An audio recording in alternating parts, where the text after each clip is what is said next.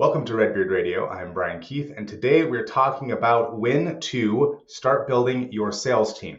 As a six-figure business owner, you probably started to initially hire a virtual assistant and then maybe someone to help you with fulfillment.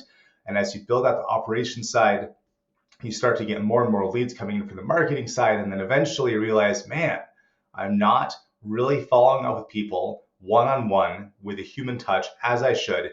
Maybe it's time to go start to hire people into my sales team, either as people to help do research or appointment setters or closers, and you're not really sure where to begin. This episode is for you.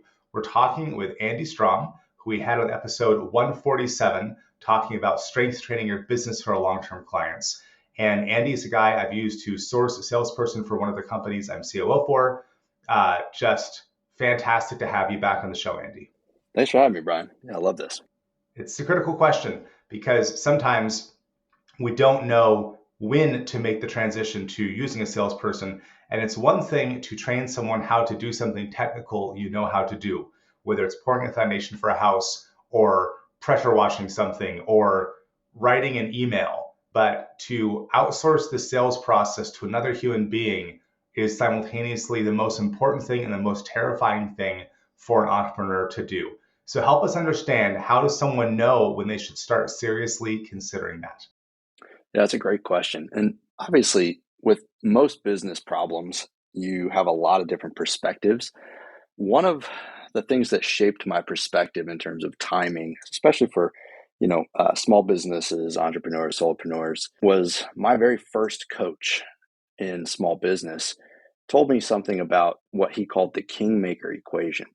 And what that means is you take essentially your hourly pay, or you take what you want to make as an owner, and you figure out, what does that cost, right? What does it really cost to make that?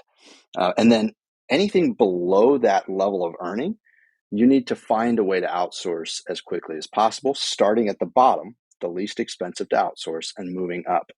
Now, that simple framework is great, except sales can be a complicated thing and a very expensive thing to outsource. So people are worried about that process and oftentimes delay that longer than necessary.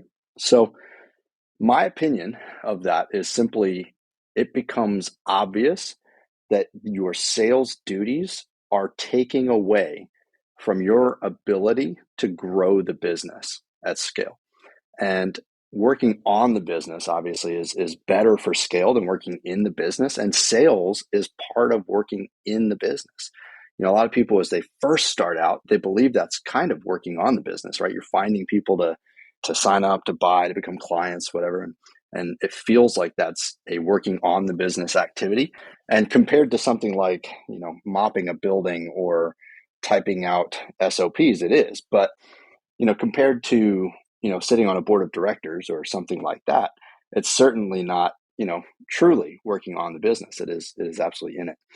So when you recognize that the time spent in sales activities is taking away from your ability to build the business, it's really time to consider finding somebody to replace you. And as you scale, once you hit that six-figure mark, you notice that your need for time spent in sales increases to keep that scale, that level of growth going. And the sales activities often become more time consuming as you have additional, prep work, follow-up, things that may not have gone into it as you first got started and started selling initially to your circle and your circle's immediate circle. So that's a quick idea of, when you can know it's time, is when it's, reducing your ability to build the business and scale. I've had an interesting experience with my lender training company where when I bought it, the founder was the salesperson. Mm-hmm. And then I bought it, and then I was more involved in the sales process alongside the founder. And then now here we are a year and a half later, and I have a sales team of 3 people. Beautiful. And I now find that the problem is, really, am I really getting enough marketing qualified leads from all the traffic we have into the hands of the salespeople? And that's now, because it's fascinating, as I've kept on hiring people who can do what I do in various areas. Like, I have a great tech guy who's really great at website stuff and all these tools that I used to be the tech guy for. Okay, now it's I'm obsessing over how am I going to go convert more of that traffic, identify more of that valuable traffic Yeah. of all the stuff we get to the website, and how am I going to properly assess that so I know should the sales team even go be calling them Mm-hmm. and handing them. And I can see that's the constraint. It's not the operations team is not the constraint. The training team is fantastic. The sales team, once they have a lead, oh man, they're doing great. I'm talking to people and they're showing love and care. It's everything I wish I could do, but at scale, it's beautiful. But now it's okay, am I actually handing them the right thing? So the constraint keeps on hopping around the company Mm-hmm. at this point. And on the other side of hiring 3 people in sales team, it's fascinating because that's not really my constraint anymore. It's curiously uncomfortable to not know. Like I'm sure if I, let's say 3 months from now or 6 months from now, I think, oh man, I'm doing a great job at getting marketing qualified leads to the sales team. Something else is going to bother me. Like, oh man, really, I'm really screwing it up over there. That right there is embarrassing. I should fix that. I don't know what it's going to be, Andy, but I'm sure of it. So it keeps on hopping around. In my case, what I found was when I knew it was time to hire a sales team was I wanted to get sales out of the founder being the primary driver because the founder was really great to do the closing calls Yeah. and had the relationships with everybody. But because I bought the business and I was not the founder, that I just didn't have those relationships, nor did I have the deep expertise, nor was I going to get it because I'd not spent 40 years in the industry. Mm. And so I had to figure out how to take the procedures out of the founder's brain and put them into a process in other people, which in this case, because I bought the company, it's obvious I had to do that. But it feels like for a lot of companies, the founder has to do that. It's just not obvious because they actually can do the calls, etc. How do you help founders understand when they need to or how they need to get those procedures out of their head and put them into some other people? Yeah. So when I'm coaching a founder and walking them through that transition process, I have them start documenting their sales process immediately, writing down their standard operating procedures, their SOPs. And most people don't even know what those things are. Yeah. They are not aware of what they're even doing that's working. So the first step is simply document everything that you do. When you go through your sales process, when you have a contact with a prospect or whatever, document every single thing you're doing. And as they do that, they start to realize that there is repetition in their process. There is a method to their madness. And the clean SOPs are born out of that broad documenting process. And so if they're wanting to transfer that sales duty to a new closer, the first step is simply understanding what are they actually doing that is bringing in clients and how can they communicate those things to someone else. And you know, a lot of founders see a big drop off in sales closure when they first hand off sales to another person. And that's totally normal. A lot of people freak out about it, snatch it back, and decide, no, I'm never letting this go again, right? But the key is you have to learn that it's a process of iteration. And you will hand that over to somebody else who, like you said, does not have the firsthand experience of every aspect of the business. And so you've got to give them the ball, right? Let them run with it and fill in the blanks as they come up. And if they're taught well, and if you've asked them to communicate well, they will communicate with you what areas they feel they're not informed well enough in, what areas they feel like they need additional processes and procedures for. And you can build that out as a team moving forward so that you get stronger and stronger. And month over month, their performance should be improving. And it should be pretty close to where that founder is once you've got things optimized. How long is that time period of doom and terror? I'm in the middle of it where the founder is no longer the chief driver. She still is involved in closing calls for big ticket items, and the founder is training the sales team almost every day. They're working in different things. But I'm definitely in the period of it's not the same as when the founder was owning the entirety of the sales process. And also, my sales team is not performing at or better than the founder in terms of growing our sales. Right. I'm in the terror period. It's like, I know I'm in the right direction, but man, it's scary. It is. And it's funny because the water gets further muddied because some people are great at some aspects of sales and not very good at others. And you may have hired 1, 2, 5 different salespeople, and you'll notice some of those people perform significantly better than others. And even multi-billion-dollar companies I've worked with have no idea ultimately who will end up being the best of their salespeople. And they have to test. They do what everybody else should be doing. And that's, essentially going through a probationary period to see, are these salespeople improving over time? Are they willing to learn and to put in the effort necessary to improve? If you're seeing your salespeople improving and you're seeing them work at it, then that kind of darkness, that doom and gloom, is a much shorter window. If you feel that you're having to drag them through the process, part of the unfortunate part of the sales side is you may be finding a new salesperson. You may be finding somebody to replace them. But I will tell you that normally I would say it takes between 1 to 2 months to get processes pretty clear if they are given ample opportunities to execute those processes. And once they've got those processes clear, it may take another 1 to 2 months for that individual to be really comfortable executing that. So my general kind of assumption is within 2 to 4 months, you should have a new salesperson closing around peak. Now, if you hire an all-star, I've seen people step in and within 30 days, they're able to exceed expectation. But I've also seen people struggle beyond that 4-month window. And it is a pretty clear indication either we've got our processes messed up here or it's time to replace that person in the role. And maybe we just don't know what the founder actually did that made them so good. Yeah, that's a big one. That's what I'm struggling with, is that we know that the founder of the company is amazing. We hear it from clients all the time. And then me and the sales team trying to dissect, what is it about her? Yeah. How much is it the stories about how banking was in the 80s versus the specific answer to this one regulatory issue last year versus her live training experience and the fact that this person was the person for 40 years who would fly to you and go do this training for you. That's also the person you're speaking to on the phone. Yeah. And we can't tell how many of the ways she does things are required by the fact that, like, because she does the live training, or she did the live training all the time, that was the person you talked to on the phone. Which of these processes should we take and put into a sales team?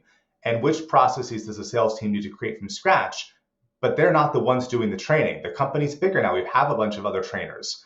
So we can't tell. And we're experimenting, right? I bought the company a year and a half ago. We're experimenting. And I told the team, we don't know what's going to work. We don't know, even with the training team, we say, okay, you guys can't replicate the founder. Right. You're going to learn how she does things. You're going to have access to all her documents. You're going to go do live trainings with her in person.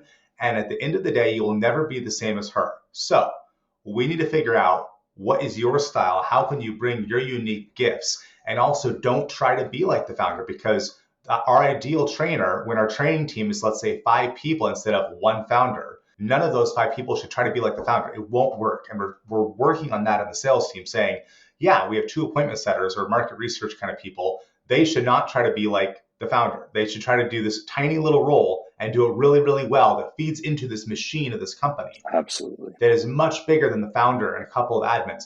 It is a hard path. There's not really a math besides, hey, keep experimenting and cross your fingers. And then also, to the extent that we have any kind of hack, it's that our founder spends a lot of time working with our sales team and reviewing things with them and just spending hours and hours face to face over Zoom, of course, because it's 2023. But just that spending time together, that's the closest thing I have. And then me as the owner of the company, I know what winning looks like afterwards because the money shows up in the bank.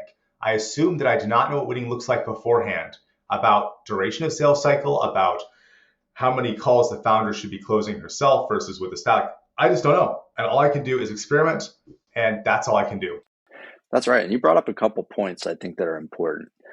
One is, everybody is unique and different, and there are subtleties to our processes.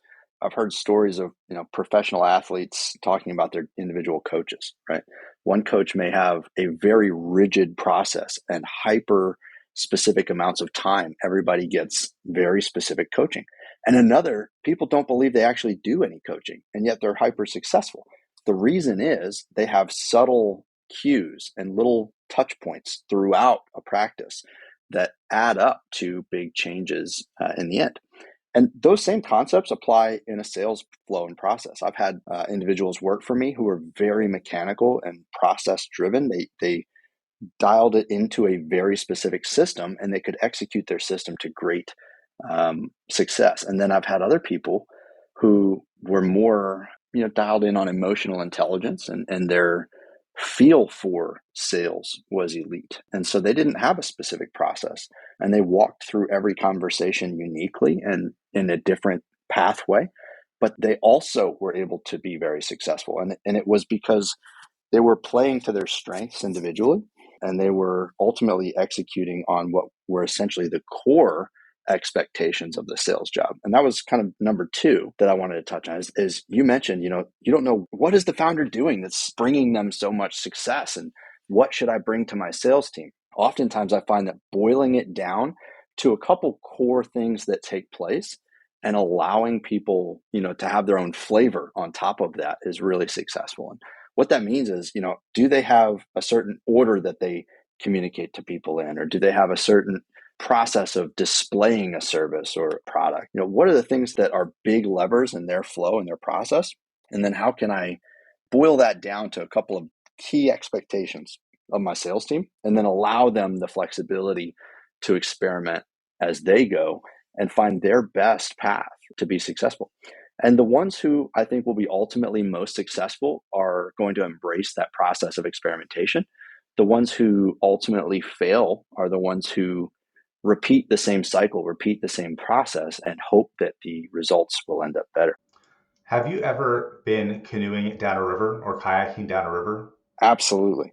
When I first started as a young Boy Scout, all I understood, and I was in the middle seat on a canoe, which, if you know anything about canoeing, is the lowest status seat. You make no decisions. Your power barely matters because you're, in this case, a 10-year-old boy.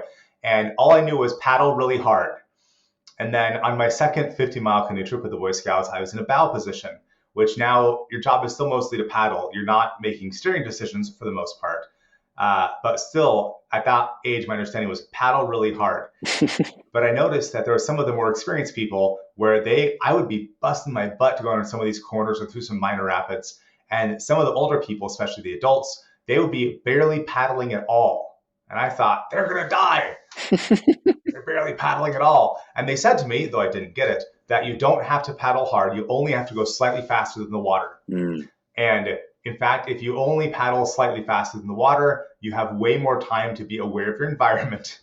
And I thought, well, whatever. I didn't really get it. And then by the time I was a sternman on my third 50-mile canoe trip, which the sternman makes all the decisions pretty much, I finally got it. Where now it's like, oh, right, you're going through a rapid. Yeah, your bowman should paddle hard because that's their job, just to churn. But yeah, the person in the stern should just sort of chill out, paddle here, paddle there, pay attention, place you in the right spot. And this feels sort of like what you're describing with this different kinds of salespeople is that some people, they perform best by just churning. And, I don't want I have a couple of market researchers / appointment setters. I want them to follow a process. Yeah. And I want them to follow the process really well. And I want to make sure that process is as good as it can be. We waste as little time as possible so they see the biggest return on their time. But I want my closer to be more like the stern guy who's going slowly, like paying attention, looking around, breathing slowly. And I want all these things together. And I want then myself to be like extra slow. Like I'm the guy in the helicopter looking down at the canoers. I don't know where the metaphor goes from there. But the guy in the shore who's looking at other canoes going through the rapids and saying, that guy's going to tip over, that guy's fine, that one's going to capsize. Oh, yeah, there we go. And just be back and like elevated, right? Elevated, slightly away from it, paying attention and saying, like, even last week, we were looking at how many calls one appointment setter was making per hour. And it was a low number. I thought, why is that so low? And we went through a process and it was, we don't have a part of our marketing automation set up yet to automate the sending of emails after she makes a call. Okay, great. I need to do that. And that's a part where I'll be involved in. And I'll make sure that part's set up and then I'll back away again and I'll wait. And then I'll be just checking in to see, okay, well, how many calls are you getting out per hour? How many of the new leads have been researched each week? And just checking those metrics to try to see, are you about to run your canoe into that halfway submerged tree, which is going to kill you if you capsize, or are we doing okay? That actually was the thing that happened once. We were always warning Boy Scouts, never go near a half submerged tree because if you capsize there, the water can pull you under and trap you against the tree underneath the water. Mm. And then one trip, of course, someone capsized a canoe next to a tree and they punched a hole in their canoe, like, I don't know, baseball sized hole by this tree, which that's a bad thing, by the way, if your canoe gets a hole punched in it in the middle of a 50-mile canoe trip. And we ended up beaching all our canoes and we formed a line of Boy Scouts, one hand holding another hand, to go and try to capture the stuff and the people that came out of that canoe. Then we dragged the canoe on shore and they patched it somehow. I guess someone had some magical tape and then kept on going along with the adventure. No one got trapped under the water that time. Yeah, old Boy Scout stories. That was good. So for the people, Andy, who like what you're saying about how to think about sales, I can say that I have hired one salesperson through one of my client companies. She's doing great. She's closing deals. And we have this huge relief because I told that client, I said, our first job is to get so many leads. We can't count them all, that there's just a lot of leads coming, a lot of qualified leads. And we got there. And then we realized, okay, so now we are at the point where we need to be following up better one-on-one with a human touch, more than automated follow-up can handle. And so that's when we came to you. You gave us a person. She's doing great, right background. The team loves her. The founder loves her. It's wonderful. For people who want that kind of experience for their six-figure company to help them get into the seven figures, what's your process look like? It's very simple. Just simply reach out to me one of two ways. An email is Andy, A-N-D-Y, at Strohm Consulting, S-T-R-O-H-M Consulting. And just introduce yourself and what type of need you might have. Or you can follow me on Twitter. It's at Andrew Strohm. And check me out there or send me a message and say hi. I'd love to connect with you and help you go from that 6 to 7 figure number. Wonderful. Thank you for being on the show for round 2, Andy. I appreciate it. It's fun every time, Brian. Thank you.